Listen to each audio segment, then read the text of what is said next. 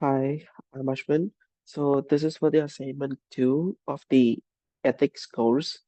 So I was already given four questions to answer. So let's begin.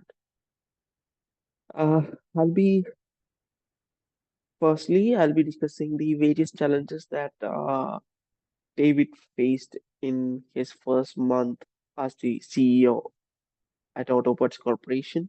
So these challenges span across health and safety issues, discriminatory practices, and questionable financial management.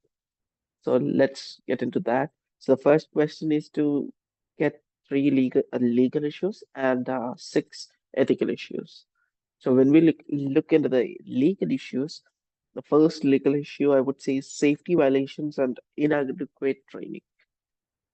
So uh, so one of the first things David noticed was that the company wasn't providing sufficient training for its uh, workers, actually temporary workers, especially those in the hazardous metalworking sector.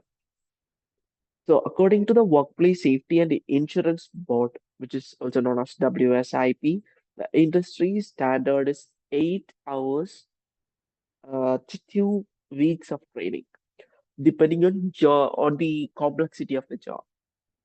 So it was actually a Hale and Houghton in 1998. It is already said that. So, unfortunately, the company didn't comply, leading to multiple injuries and and a $250,000 fine.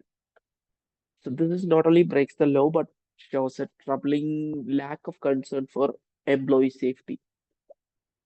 So that was the first legal issue, I would say. And for the second one, it's discriminatory hiring price practices. So the company's hiring practices also raised significant concerns in the initial stage. Their agreement with the just-in-time labor, uh, a temporary staffing agency, stipulates that workers must be born in Canada and excludes individuals from Quebec. So this is a violation of the Canadian Charter of Rights and Freedoms. Yeah. Which prohibits discrimination based on nationality. So this is the law, Canadian Human Rights and Commission 2013. So, uh, furthermore, they require employees to carry heavy weights regardless of their role and mandate purchase company approved life insurance. So both of which impose unfair and legally questionable conditions on the workers. So for the third legal issue, I would say the privacy concerns with medical testing. So this issue in the company's employment contracts is the provision allowing management to request urine samples for medical or drug test. So at the discretion level without further consent for the employees. So this practice likely breaches companies' privacy laws under the Personal Information Protection and Electronic Documents Act, PIPEDA, which require clear, informed consent for collecting personal data. So it's an invasion of privacy and undermines employees, maybe we can call it as an autonomy, employees' autonomy. So these are the three legal issues I would say. And for the ethical issue, the first one will be uh, questionable financial management. So David also found some red flags in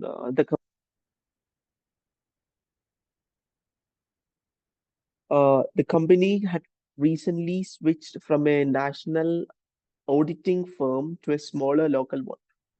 So uh, this raises concerns about the transparency and integrity of the financial reporting. So this suggests that APC might be trying to avoid rigorous where we can say scrutiny, potentially hiding financial mismanagement or even fraud. So that's the first ethical issue I would say. The second one is the conflict of interest with temporary workers. So the company is heavily relies on temporary workers from just-in-time labor. So a company partly owned by APC's president through a confidential trust. So this setup indicates a conflict of interest where decisions could be swayed by personal profit rather than the best interest of the workers or the what company. So it's unethical. It's so unethical as it prioritizes individual gain over corporate responsibility and employee welfare.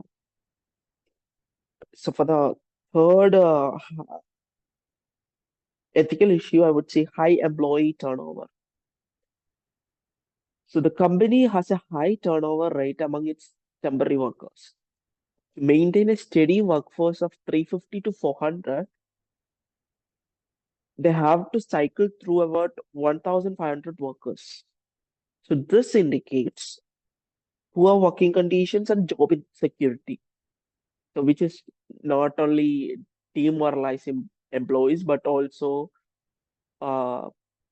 also that pose potential legal risk related to the labor standards, maybe. Yeah. So the fourth ethical issue I would find is I already found us restrictive non-disclosure and arbitration agreements. So the company requires employees to sign non-disclosure agreements like the NDAs and agree to binding arbitration for all disputes.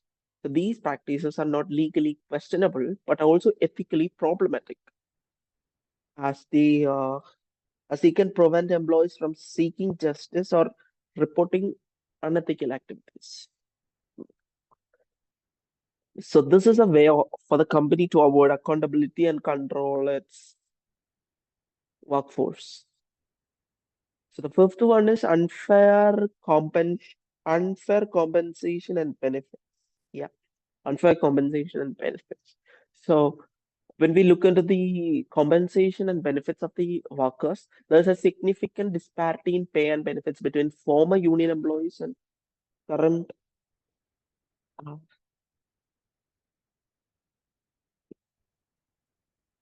uh, Sorry for the interruption. So I was talking about the unfair compensation and benefits. So, uh, so the current temporary workers. So union workers earned like uh 27 to $30 per hour with full benefits, while temporary workers uh so the temporary workers start at minimum wage with minimal benefits, which is like 16.55 per hour. So this disparity reflects unfair treatment and exploitation of temporary workers to cut costs and increase profits. So the next technical issue is the lack of management accountability. So finally, David faced difficulties scheduling a meeting with the company's president, Michael Smith, to discuss these pressing issues. So thus, lack of responsiveness from senior management highlights poor accountability and transparency. So the leaders are responsible for addressing and resolving workplace problems promptly, and their neglect undermines trust and integrity within the company. So for this question, in summary, I would say the company is grappling with a web of legal and ethical challenges from safety violations and discriminatory practices to financial management and poor labor practices. So these issues demand a comprehensive approach to ensure compliance with legal standards and uphold their ethical principles in the workplace. So when we look at the second question, so in this question, I'm going to explore the challenging ethical issues that David, the new COO, at APC Auto Parts Corporation company is grappling with. So these problems span health and safety concerns, discriminatory policies, uh, and financial management. So as a leader, David has several paths he could take to address these issues. So, so the question is to address five potential courses of action, along with the pros and cons from different angles. So, could be what could he can do? So, the first one I would say is quitting the job. So, the when we talk about the pros of quitting the job, the initial thing was that the personal integrity. So, leaving the company would immediately remove David from the unethical environment at APC. So, he wouldn't have to be part of witness practices that go against his values. So, as a clear statement, quitting can send strong message to the company's management about the seriousness of the issue. Maybe this is why he quit the company. So that could make a clear statement for the management. So it might also highlight the need for them to address these problems like urgently.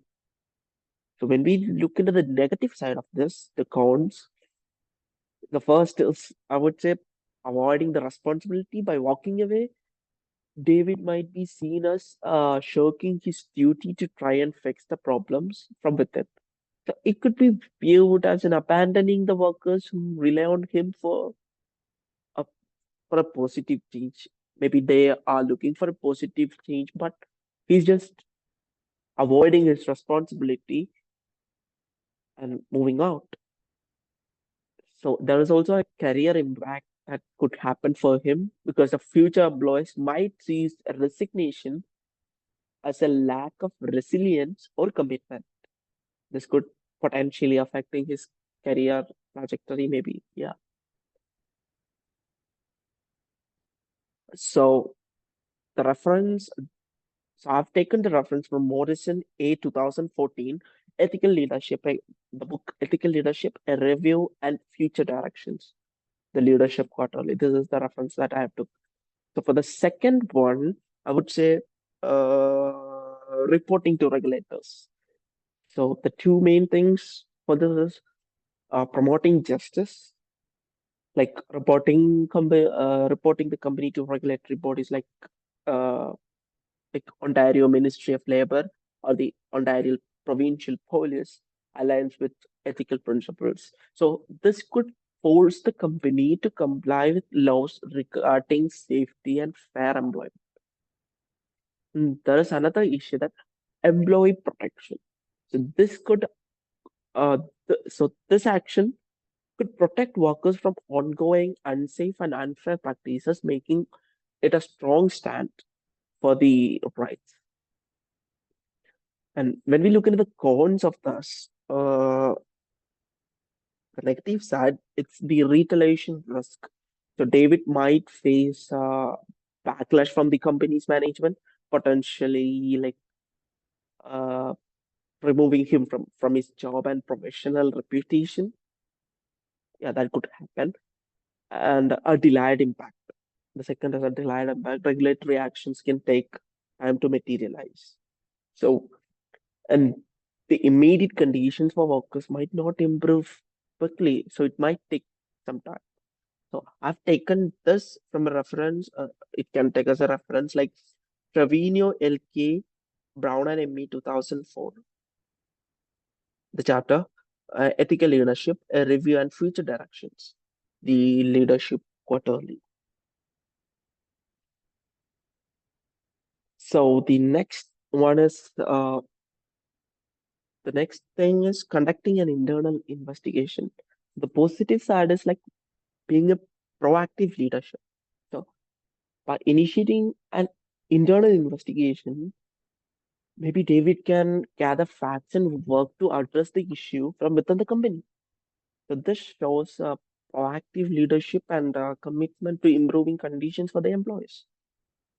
And he can also control over process, like managing the investigation internally allows David to guide the process and potentially implement changes more directly and maybe more quickly. So these are the positives, and there is negatives as well, like resistance from management. David may face what you say pushback, especially if senior management is implicated or feels threatened by the investigation or the limited effectiveness. So without strong support from the upper management, the investigation might struggle to achieve meaningful change. So I've taken the reference from Fancy White 2012, Ethical Leadership, a social learning perspective for construct development and testing, the Journal of Business Ethics book. So yeah, and the fourth thing is that engaging in dialogue with the management. The positives of this is like an open communication. First positive is the open communication. So persisting in efforts to meet with the company president could lead to a productive dialogue. So this approach might open up avenues for addressing issues internally and maybe collaboratively with the manager. I mean, with the president. And potential for change. There could be a potential for change. So if management is willing to listen, and this could be the most harmonious way to resolve the problem and implement necessary changes. There is negatives as well if it doesn't go well, like uncertain outcome. Maybe like this approach depends heavily on the, as I said earlier, uh, it is dependent upon the willingness of the management to engage and to take action. So if David's previous difficulties in scheduling a meeting, so there is no guarantee of success. And the time consuming, it could take time to get management to acknowledge the issue and commit to addressing them, during which employees continue to suffer. So I've taken this reference from Fasten Y 2012, Ethical Leadership, Social Learning Perspective for same book, the Journal of Business Ethics, the chapter Journal of Business Ethics. So the last thing I would say is like seeking legal advice. So the positive of this is like consulting with legal experts can help David understand his rights and responsibilities as a COO in the company. So providing a clear roadmap for him to navigate these complex issues and protection for all. Maybe like legal counsel can offer strategies to protect David and the employee's interest. So it could happen ensuring that any action taken are within the bounds of the law, if it is. So the negatives of this is the resource intensive. Like seeking legal advice might require significant time and financial investments. So which could be a problem, or the legal actions can strain relationship with the company management, potentially making it harder to the uh, uh, work effectively in the future. So I've taken this from the Trevino, LK, and Weaver 2001 Organizational Justice and Ethics Program follow through influences on employees' harmful and helpful behavior from the Business Ethics Quarterly. So that's a reference. So, as a conclusion or as a summary, each of these options presents its own set of challenges and potential benefits. So, David needs to weigh these carefully. He needs to know what could be the possible things that he can do, considering the well-being of the employees. So that is a must. He should also consider as a COO, he has some responsibilities over the employees. So his personal and professional ethics and the possible consequences for himself and the company. So, and ultimately, his decision should aim to foster a safer, a fairer and more accountable workplace at the company. So I would, so we can go to the third question.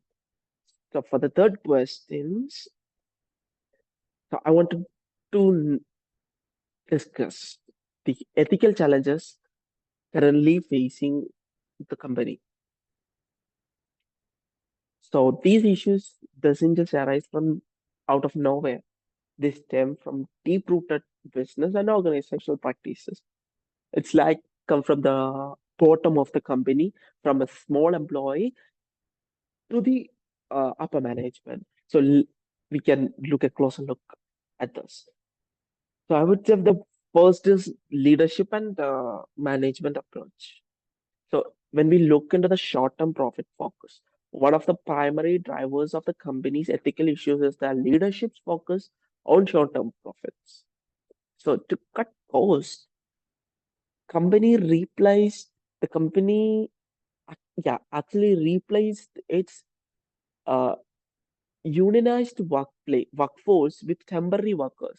So this move might save money in the shorter term, but it compromises employees' safety and well-being.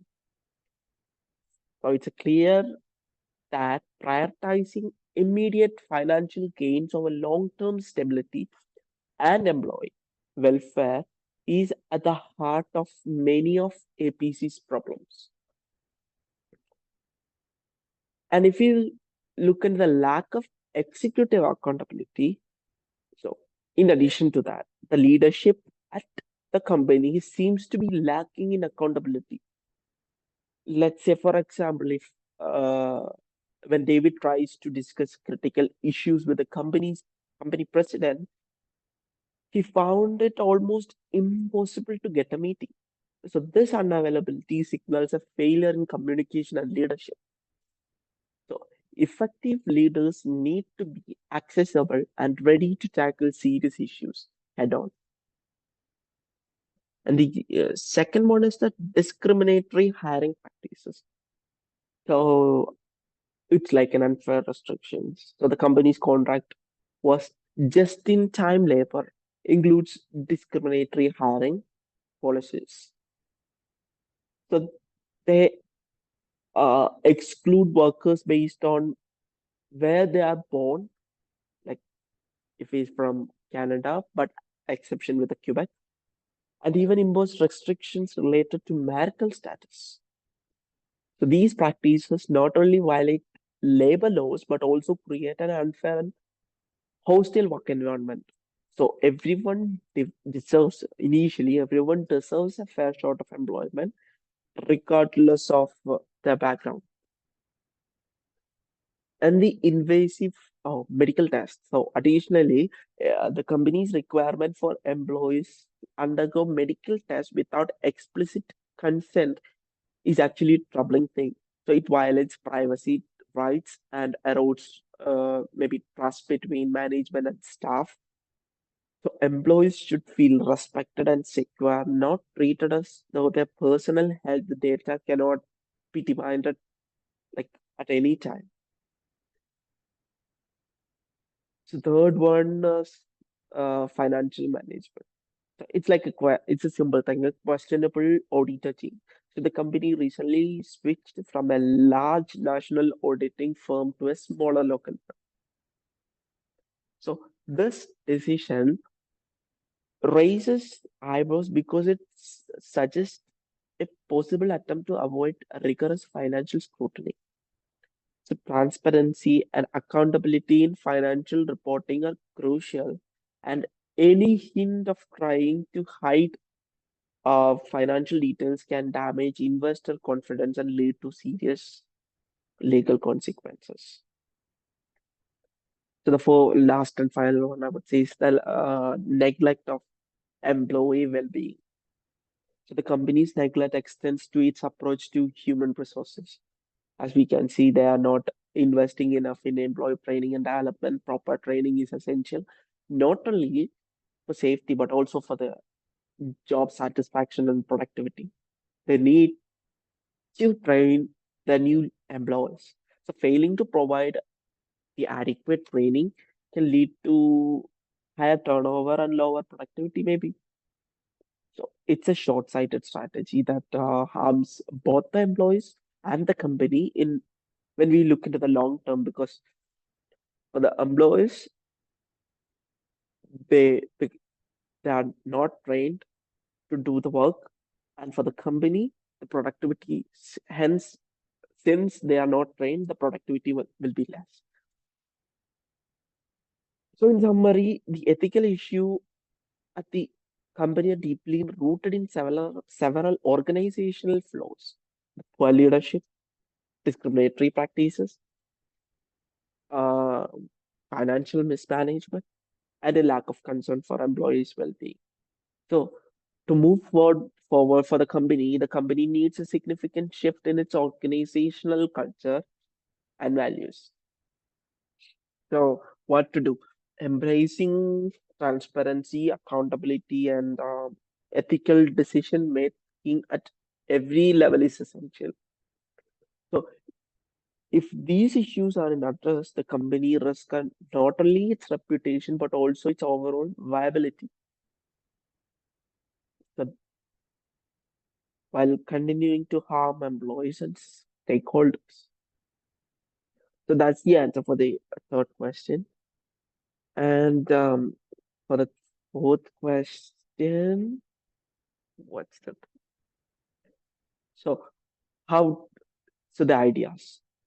So for the first question, so I want to share some ideas on how the company can tackle the ethical issues that we have been already discussing and prevent them from happening again. So that's my opinion. We can explore those things. So the first one is enhance the health and safety training. The initial thing that they are not managing. So first, it's crucial to improve the health and safety training for all workers, especially temporary ones. Uh, so uh, yeah, according to the Occupational Safety and Health Administration, proper training should be range from 8 hours to 2 weeks, depending on how complex the environment is and the worker's experience level. So that's a law. So this isn't just a recommendation; it's an essential for preventing workplace injuries. So in addition to that, we also need to ensure that supervisors are well trained. Sorry, like they should be capable of guiding and monitoring new and temporary workers effectively. I'm so sorry. By investing, by investing in these programs, we can significantly reduce the risk of accidents due to insufficient training, and of course, for a long-term thing, we can increase the productivity of the company. So, secondly, restructure employment and hiring policies. So, we need to take a hard look at the company's hiring practices. We can initiate policies that discriminate based on nationality or impose unnecessary requirements like purchasing specific insurance or undergoing medical tests without consent. So these are not only unethical but also illegal. So we must adopt hiring practices that are fair, inclusive, and what what you can say, compliant with the labor laws. So this means providing diversity and equality in the workforce. So thirdly, I would say improve financial transparency and accountability. The financial transparency is another crucial thing. I mean, a critical thing. The company should ensure its financial audits are thorough and conducted by reputable independent firms. So regular audits help maintain transparency and ensure that they are sticking to regulatory standards. So these builds trust with uh, with the investors and stakeholders, and it's a vital part of ethical business conduct. So, fourth, foster a culture of ethical conduct and whistleblower protection. Yeah, so creating a culture where ethical behavior is the norm is essential. So this means encouraging employees to report any unethical practices without fearing, I mean, fearing retaliation. So when people feel safe to speak up, issues can be identified and addressed promptly, and this can promote a transparent and ethical work environment. Uh, Lastly, I would say open communication. So, I mean, establish clear communication channels. So finally, we need to improve how we communicate within APC. So, establishing clear lines of communication between management and employees is a key thing. Regular meetings and an open door policy can help employees feel heard and involved in decision making processes. So, this fosters trust and collaboration and ensures that concerns are addressed quickly and effectively. So, by in conclusion, by implementing these measures, I think enhancing health and safety training, uh, restructuring hiring policies, improving financial transparency, fostering an unethical or an ethical culture, and establishing clear communication channels, the company can prevent future ethical issues. So these steps will not only protect the company's reputation and ensure compliance with legal standards, but also it might provide a positive and safe environment for all the employees. Yeah, that's it. That's a answer for the whole fourth question. So the references that have been used. is- So let's dive into the references. So I've been used the book Ethical Leadership. Uh, yeah, Ethical Leadership, a Review and Future Directions in the Leadership Quarterly, and from Trevino, Elke, and Brown and me in the 2004 Ethical Leadership book, a Review and Future Directions, the Leadership Quarterly, and from the 2012 Ethical Leadership book, a Social Learning Perspective for Construct Development and Testing. It's a journal of business ethics. And again, from 2012, with the same guy, Fashion Y, and the 2001 Organizational Justice and Ethics Program follow through. Influences on employees, harmful and helpful behavior, business ethics quarterly. So these references have taken. So initial thing, I refer these questions to ChatGPT, and the, and it gave me the initial references that I need to take. And after that, I just dive into these books through the Google Chrome and read in accordance with the pages. So that's how I wrote it. I can also say, yeah, I can also say the page number, ethical issue in human resources systems, page number from 238 to 259, uh, and the 2017 audit quality at the, from the page 67 to 85, Trevino and Elke Nelson 2016 ethical leadership book from the seventh edition. Yeah, these are the references that I took, and I referred ChatGPT as well for the uh, initial understanding of the references. So yeah, thank you. That's that. for the whole questions. Thank you.